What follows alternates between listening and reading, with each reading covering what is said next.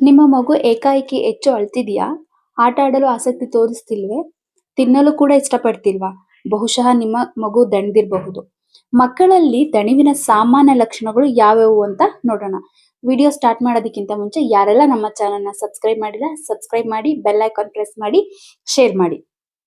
ಮೊದಲನೇದಾಗಿ ಸ್ನೇಹಿತರೆ, ನಿಮ್ಮ ಮಗು ಏನಾದ್ರೂ ದಣಿದಿದೆ ಅಂತ ಗೊತ್ತಾಗ್ಬೇಕು ಅಂದ್ರೆ ಯಾವ್ಯಾವ ತರ ಲಕ್ಷಣಗಳನ್ನ ನೋಡಬಹುದು ಅಂತಂದ್ರೆ, ಮೊದಲನೇದಾಗಿ ಹಾಲಾಸ್ಯದಿಂದ ಆಕಳಿಸುವುದು. ಅಂದ್ರೆ ಮಗು ಪದೇ ಪದೇ ಆಕಳಿಸುತ್ತಿದ್ರೆ ಅದು ನಿದ್ರೆಗೆ ಸಿದ್ಧವಾಗಿದೆ ಎಂಬ ಮೊದಲ ಸೂಚನೆ ಆಗಿರುತ್ತೆ.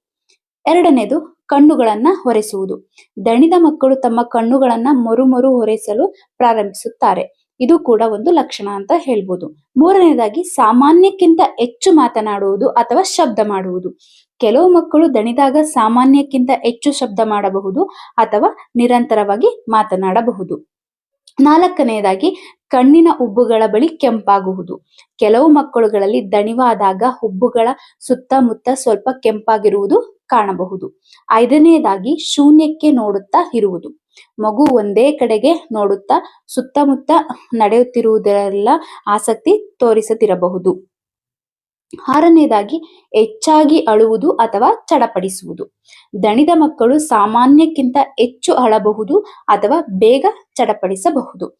ಏಳನೆಯದಾಗಿ, ಕೈಗಳನ್ನ ಬಿಗಿಯಾಗಿ ಮುಷ್ಟಿ ಮಾಡಿಕೊಳ್ಳುವುದು. ಕೆಲವು ಮಕ್ಕಳು ದಣಿದಾಗ ತಮ್ಮ ಕೈಗಳನ್ನ ಬಿಗಿಯಾಗಿ ಹಿಡಿದುಕೊಳ್ಳುತ್ತಾರೆ. ಎಂಟನೆಯದಾಗಿ, ಹೆಚ್ಚಾಗಿ ಉಗುಳುವುದು ಅಥವಾ ಹಾಲು ವಾಂತಿ ಮಾಡುವುದು. ದಣಿವಿನಿಂದ ಕೆಲವೊಮ್ಮೆ ಮಗು ಸಾಮಾನ್ಯಕ್ಕಿಂತ ಹೆಚ್ಚು ಉಗುಳಬಹುದು. ಒಂಬತ್ತನೇದಾಗಿ, ಕೂದಲು ಎಳೆಯುವುದು ಅಥವಾ ಕಿವಿ ಮುಟ್ಟುವುದು. ಕೆಲವು ಮಕ್ಕಳು ತಮ್ಮ ಕೂದಲುಗಳನ್ನ ಎಳೆಯಬಹುದು ಅಥವಾ ಕಿವಿಯನ್ನು ಮರು ಮುಟ್ಟಬಹುದು. ಈ ಲಕ್ಷಣಗಳು ಕಂಡು ಬಂದರೆ ಮಗುವನ್ನ ಶಾಂತವಾದ ವಾತಾವರಣಕ್ಕೆ ಕರೆದೊಯ್ದು ನಿದ್ರೆಗೆ ಸಿದ್ಧಪಡಿಸಿ ಸರಿಯಾದ ಸಮಯದಲ್ಲಿ ನಿದ್ರೆ ಮಾಡಿಸಿದರೆ ಮಗು ಸಂತೋಷವಾಗಿಯೂ ಆರೋಗ್ಯಕರವಾಗಿಯೂ ಬೆಳೆಯುತ್ತದೆ. ಈ ಮಾಹಿತಿ ನಿಮಗೆ ಉಪಯುಕ್ತವಾಗಿದ್ದರೆ ವಿಡಿಯೋಗೆ ಲೈಕ್ ಮಾಡಿ, ಇತರ ಪೋಷಕರಿಗೂ ಸಹಾಯವಾಗಲು ಈ ವಿಡಿಯೋವನ್ನ ಶೇರ್ ಮಾಡಿ. ಇಂತಹ ಉಪಯುಕ್ತ ಪೇರೆಂಟಿಂಗ್ ಮಾಹಿತಿಗಾಗಿ ನಿನಿಮೋಲ್ ಅನ್ನ ಫಾಲೋ ಮಾಡಿ.